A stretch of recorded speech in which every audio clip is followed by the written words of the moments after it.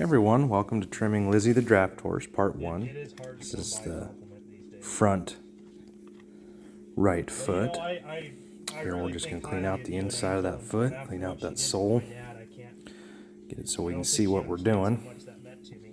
Lizzy is about 10-11 weeks at this trim, and one of the reasons she's gone longer, most of my horses are on 6 to 8 week schedules, and the reason that she went longer is for two reasons. She couldn't get out.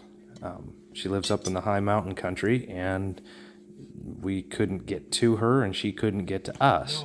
And second reason, it's been like 16 below, so it's been just way too cold to be out in the weather like that. It's not good for the horses. It's not good for the client. It's not good for me. My tools start freezing to my hands. It's just not a fun day. People from the high hill country and the northern country will understand what I'm talking about. Actually, today, when I was trimming her in this video, it was only like 20 degrees, and we live a lot lower elevation. Actually, it was like summer down where we're at, technically. We're just going to clean up them bars. Again, I use my rasp a lot when I'm working with drafts. It saves time. Somebody told me they ate an ostrich egg. I don't know how that would work.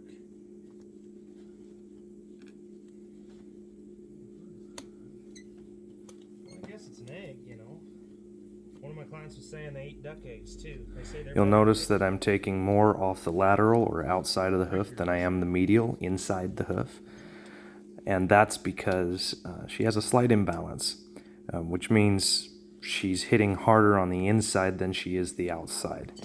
The outside of the hoof grows faster when there's not as much pressure, so that's what's causing flare and what causes it to grow a little faster than the inside. When I'm paring out the bottom of the sole, I take out all the dead tissue. I don't like to get in and take live tissue or live sole. If you do this in the country we're at, we're pretty rocky. If you take live sole out, it makes the sole thinner, and you will potentially have sore-footed horses, and in this country you just can't take it. I hate when this happens. You'll see right in the toe there's a rock, and they just dull your rasp and everything. It's just not a good day. I think this is probably one of my favorite parts to do is trimming. Of the trimming process is right here when I'm using my rasp. You know, the flakes, I think they look like Parmesan cheese or something like that, but it just is satisfying to watch them just come off the foot and fall. Falls kind of like snow to me. And here at the end of the video, we're going to set up. We're going to use our nippers again, take out the outside hoof wall. Draft horses have a lot of hoof wall. I think she has probably a 1/4 inch of hoof wall all the way around. So it just saves a little time if I take some of the flare out with my nippers. You'll notice that she doesn't have as long of feathers as some of the other draft horses that I do. That's why I don't tape them up, as they don't really get in my way. That we do.